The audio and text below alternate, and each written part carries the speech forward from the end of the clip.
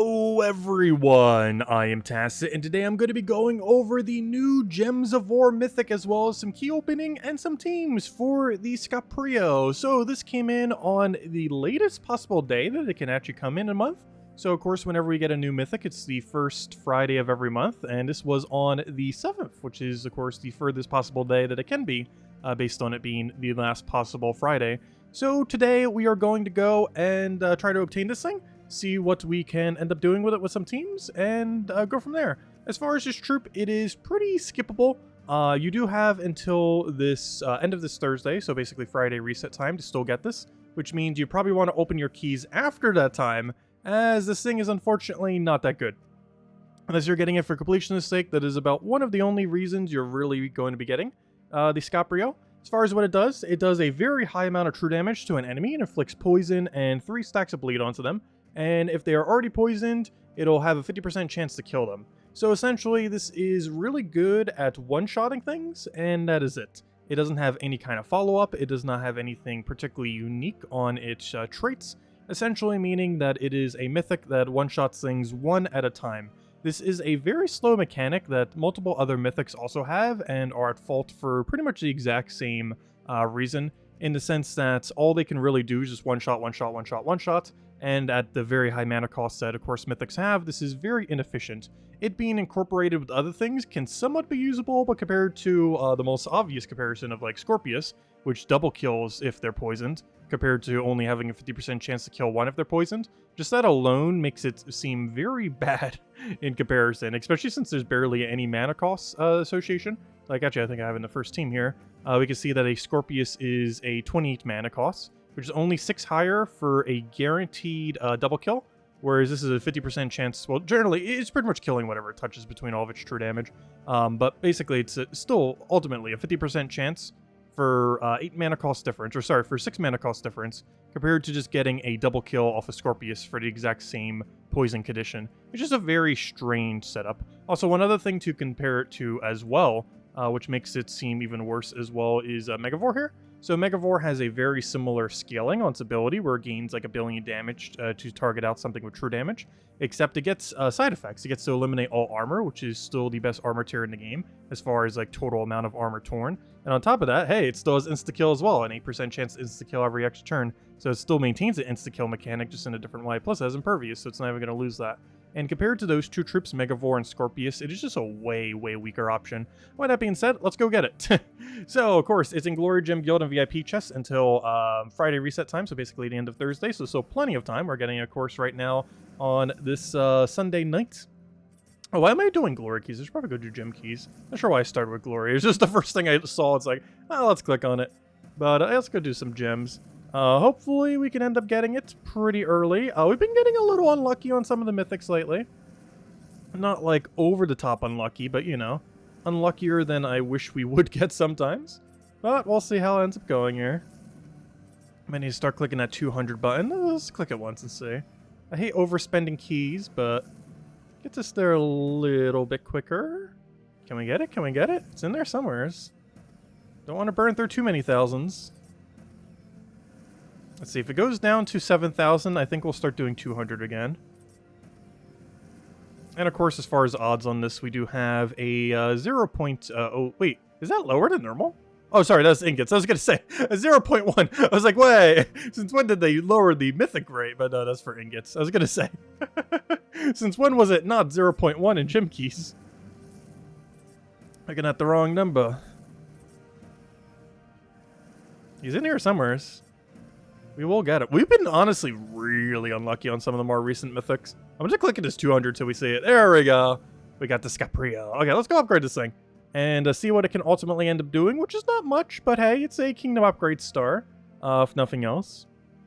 It does have that. It does have synergy with Scorpius, if nothing else as well, which, as you kind of saw with that first team, as we're probably going to do pretty much immediately, is that first team over there, and pretty much just go in order based on the teams that we have there. And of course, all teams shown in this video will be in the description below if you want to go and copy paste any of them as well.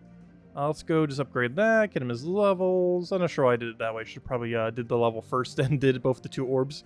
Could have also done both the 2 last levels here, but oh well. We could even also just use a big green. Just don't use the power. Actually, we have exact enough to go get a Zugoff again if we want to. Who knows? Let's go get our third Zugoff. You never know.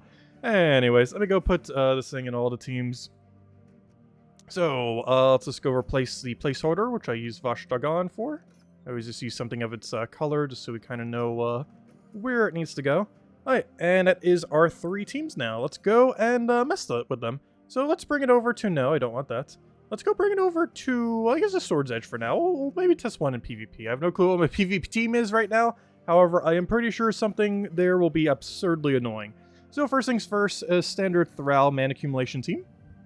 So we're using this into the kind of standard build you would kind of expect out of specifically Scorpious, which is Scorpious into reality. This gets a double kill when they are poisoned, combined with the fact that you get to poison all enemies. One downside to this is we do not have a curse option. However, that is what we have this guy for. So he has a little bit of score reduction. While it's not super high, you know, we do get to utilize it. But as you can see, there's one over here that has immune to poison because he's undead. However, what he's not immune to is a very high amount of true damage. So our game plan here is go for a double kill, as you tend to do with that, and then just obliterate that with that, and we still get to get the bleed procs. And unfortunately, one thing that will come into play at times, which is very exceedingly unfortunate, is it having so much true damage, but not having enough to kill. This is things that Storm Shield and a few other mythics have a problem with, even Ferris Ra, but not in true damage in a physical damage sense, in that they're meant to one-shot every single time they cast, but they have a problem where they just don't do quite enough damage. And this is a very big issue a lot of time. Here we have a bit of a chip build to make sure this doesn't happen as much. So essentially, if we don't end up getting the kill, we have a bunch of true damage chip to keep bringing it down, so we should be okay. We're using Merilith as our primary mana accumulator in this particular situation with Leprechaun to get everything rolling. Right off the bat, I actually do want to go throw this down. He's going to hit us with a skull, though you have to keep in mind we do have score reduction. So we should be okay there. Just get a big disable on him. Get our Leprechaun going. Or allow our Merilith to get going. And we do get bleed procs every single turn. I believe 3 bleed is 6 damage per turn. Yes, 6 damage per turn. And if it gets to a 4, it'll end up doing 10 damage per turn as well. If you happen to hit it again, though by that point it should be dead, whatever you're targeting. So we're actually going to just go down the line. So we'll just keep getting a bit of chip damage there. Obviously we have Beatrix as well to go do that. I'm going to go for one more Merilith here first. Actually, let me go for one more in the other one as well, and we should be good to go. So basically, we're just hitting all of them once, and then just chipping them down into a Beatrix kill is basically the game plan here. Just chip, chip, chip, and just have this thing target each one at a time, as you would with a one-time hitting Mythic, and just go through all of them until they're all dead. Next, we have ourselves a Scorpio Green. So this one's actually kind of interesting. This should cover a lot of ground. So this is 4 times green. It is 2 times Mergrim's Wood. Oh, yeah, I forgot Queen Aurora. You're in a different kingdom. I thought it was 3 times for a second. I forgot Queen Aurora's in the other place. But it's also 4 times Beast. This is a 50% mana start Beast team. This thing does count as a Beast. It is a Beast Fae. And the Beast probably being slightly more so relevant just because of the Forest Garden synergy. Because you get Skulls to get the extra attack damage. Because this thing does get to gain 4 attack to all green allies when matching green gems. So if your entire team is green allies and you're matching green gems, well, that's 4 attack, of course, to your entire team. This is not a particularly high number, but, you know, it adds up. Forest Guardian gets to do both those 2 things. It gets to create Skulls, which utilize the attack, and it gets to create Green, which, you know, feeds the attack to everyone. And on top of that, the entire team is Beast, including the Mythic itself. So you get a 50% mana start there. We're using, we don't have a super quick mana accumulator here, but we're using Fist of Heaven. Oddly enough, this team also has 3 Divines. Does that actually say it here? Where's our 3 Divines? Isn't it 3? Oh, no, it's only 2, because I forgot. Even though we're using a Divine weapon on Hero, it's not actually Divine because we're using a Beast instead. But we do have 2 other Divines on the team. It is the Forest Guardian and the Queen Aurora. So we are going to get a buff on both of those 2, whereas everything else on the team is a Beast. And we'll end up getting the 50% mana start from that. We're also using Warden here. Not too often of a hero class that is used, but has a few good things going to it. The most noteworthy one is the only hero class in the entire game with both Banish, which gets rid of any kind of buffs that they have, while also having Greenstorm. It is the only hero class with that exact combination. We also have Hunt for that little bit of extra damage pressure there. It's also from the same kingdom, so we get a little bit of extra bonus there. Not much, but it adds up. And we're just kind of using a standard minus purple, give a bunch of mana kind of banner. And let's go do it. Oddly enough, this is the only one I'm actually showing that uses hero class for these teams here. Of course, there are plenty more you could end up doing to incorporate hero class with it, like using any of the many, many broken hero classes that exist. I figured we use some of the less commonly used ones here. So right off the bat, we do have all of our mana. However, we do not have alignment. We have brown to green and purple to skull, which in this particular situation does not actually help us too much. So I'm going to just pass my turn and hope we just get an option very soon. I'm actually going to go for him just to make sure he doesn't deny anything. We will get a skull poke here. We get a little bit of mana. I'm not really liking our prospects here. I'd rather just take red, which we also can't do. You know what? I'm just going to go for it.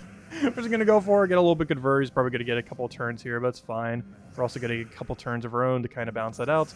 Get a ton of mana. Hopefully have alignment here. Once again, oh, good, we do. We have it right over there. Unfortunately, the power gem does not convert into a power gem. Kind of interesting, because in Puzzle Quest 3, doing that mechanic actually does as our other game. However, in this game, it does not. So unfortunately, you don't get it converted into the exact gem type that it was originally from, which is unfortunate there. However, shouldn't matter too much, because the issue right now is we kind of have like a skull-oriented build, but his first slot is extremely anti-skull, and we'll just go kill him out and be good to go. So now we don't have to worry about that high score reduction. Now we just have to worry about a slightly high score reduction, as almost the entire team is score reduction here. One nice thing about Fist of Heaven, aside from giving some extra buffs to our team, is we're also going to be able to go and summon Divines in case things start to get sketchy. We do have alignment here, so we might as well just go for it. Unfortunately, a lot of these alignments mostly just giving us attack. We're not really getting too many skull pokes from it. However, as I say that, we do have a good skull poke into a 2x damage on that as well. And we're pretty much just good to go. Unfortunately, we don't have a cascade over there. We don't have enough mana for the other thing. I guess we're just going to have to take a skull here. We don't have a way to cascade it, so we're going to take that skull. Let him do his thing. He'll take a couple turns there. That's fine. And then we just overkill it with the new Mythic. And I guess we'll go show the Scorpious team in PvP real quick. Hey, we got a chest. Gotta grab it. Ooh, a Nisha! Gotta love it. Oh, the very precious Nisha medals. Of course, that's one of the main things you're looking for whenever you're doing Explore, that and Anu's. Not technically any of the higher tokens, but you know, Nisha being the absolute highest, Anu second highest. Always great to see. No Mimic there, though. Anyways, what ultra annoying meta team do we have today? Honestly, it's not. It's just 4 birds. It is simply just 4 birds. Someone was nice to us today. Alright, let's go to Scorpious on it. So this is the Scorpious build, kind of standard Scorpious, but with incorporating Scorpio. Normally Hero would be utilized on this team, where Hero would be the 4th slot, or, you know, 1st slot in this case, instead of the new troop that came out. However, I figured we'd try it with this. One slight issue with doing it this way, though, is we do have to worry about Thrall having mana. And, of course, sometimes there is no purple mana on the starting board, which is very bad for literally any Thrall team ever. Which, unfortunately, we're in that situation right now, and this could take multiple turns until we get out of it, which is not what you want to see, unfortunately. We could try for Skull off of Sky. We do have Yellow Storm right now, so we could even get triple yellow if we get super unlucky. We get double purple there. Not the double we're looking for. That could have been nice if it was double brown or something there. Once again, still no access to purple. So, of course, we do have a 50% chance to kill whatever we touch. I actually want to kill this just due to its loopability. So we're going to go kill that. It looks like it does it in a multiple instance as well. So one thing I actually haven't tested with it since, you know, we just got it, but I assume it does based on how it just did the damage there, is if they have barrier, that should still hit through to insta-kill them, which is nice. So you won't have to worry about that. Then again, they did actually fix all insta-kills to kind of work like that. So yeah, I probably would do that regardless, though, these days, where the insta-kill would end up hitting, even if it does have the barrier there. And hopefully we'll roll to 50% here. Unlike Scorpious, where you have the guarantee, this is unfortunately inconsistent, in that, as you saw there, if that was a Scorpious casting, it would have killed. In this case, it didn't. However, it's not too big a deal. We have another true damage follow-up with a Reale. That's something you normally cast, but when using it with the Scorpion, you would occasionally, since it doesn't do enough damage every single time, and that can kind of close out the gap. Anyways, bottom lines on this Mythic, it is pretty bad. Main reason you would do it is, if I go down to Drifting Sands, we can see over here, boom, that shiny blue 26 power star for Drifting Sands. Looks so nice. I love that blue color. One of my favorite colors. But yeah, there we go. Power level 26 with a billion other objectives that we can't do anytime soon, that's for sure. Wait, we even got to get 4 pets to level 20? Oh, gosh. That's not even possible unless you upgrade the cosmetic one. Oh, no. But that'll be possible at some point. In the near future, it's eventually. Anyways, yeah, 26 stars. Does that even give us anything? I think it's Tribute Reward. Which is the less relevant one. Yeah, it's just Tribute Reward, but hey, still a little something. That's pretty much the only reason you would do it. You're trying to get to 10 star, trying to get to 20 star, trying to get to whatever star level. Currently, you can get to level 26 at this current moment in time. However, that's one of the main reasons you would get this thing. But yeah, if you're looking to not get it, it is safe to open keys starting this Friday at reset time. He will not be in the drop table anymore, at least not the exclusive thing anymore. So if you want to save your keys until after then to not get this bad mythic, you could do it then. Because pretty much you're better off just not getting this mythic and then doing event keys. Like, let's assume you're missing Scorpious, for example. Like, this thing's from Drifting Sand. So let's say, hypothetically, we go to Drifting Sand, show all, do it by base rarity, and do it for Drifting Sand. So let's say, hypothetically, you have, there are currently 3 mythics here. That doesn't count, because that's not a drop table. So there are 3 mythics here. Let's say you only have one of these. Let's say it's like Shabana Vespera. It would be worthwhile to just wait. If that was your situation, if you have 0 or 1 of these mythics currently, with one of them not being Scorpio, of course. If that was your situation, you'd pretty much just want to wait an event key for it when the next Drifting Sands comes around. Because you'll be able to go and hopefully get a better one, but also still be able to get that. Whereas right now, if you open a bunch of keys, you're only going to get the new one. Which, of course, if you're going for just full-blown completionist and you're later in the game, and you have the resources to just go for it, obviously just go for it, as we do every single mythic. However, if you're more pressed on resources, your best bet is just wait for event keys, pick up a Scorpius if you don't already have it, it is way better, and if you don't, well, you still get the troop anyways, so at least you had a chance of getting something better if you end up waiting on event keys, as both Shabana, Vespera, and Scorpius are at least usable, whereas I'm pretty sure there is almost no situation where you're going to want to use Scoprio unless you just want to use Scoprio. Like, you're never going to do it for team because it's efficient. You're going to do it more so because you just want to kind of put it into the team. Whereas Shabana, Vespera, and Scorpius actually do have efficient teams. There's some things for Explore and some weird gimmicks that you can end up doing with Scorpius. Mostly double kill to double kill, of course. A couple other things I could do it like Ubistet and such, but that's his main gimmick, double kill to double kill. And Shabana, Vespera, while inconsistent, is a pretty good mana accumulator while also being able to scale magic infinitely as well as all stats infinitely. So it has that going for it. And while very situational, is a pretty fun gimmicky troop that is fun to mess around with. Whereas Scorpio, it's a mechanic that already exists on a lot of things. Scorpius just does it better, and Megavore does it better. Like, it's a mechanic that exists everywhere. Even Storm Shield probably does it better from Stormheim. Like, it's a mechanic that has already existed for a while, outclassed by basically everything else that does it, which is kind of unfortunate. But that is the state of that guy. He's basically just for 26 star there. Anyways, guys, if you still have any other questions, feel free to leave it in the comment section below. All the teams mentioned in this video are also in the description if you want to go and copy paste any of them. Anyways, best of luck if you're still going to be trying for the Mythic over the next few days. You have until end of Thursday at Friday reset time to go get it. Otherwise, it is safe to open keys again to be able to go back into the normal drop table after that point.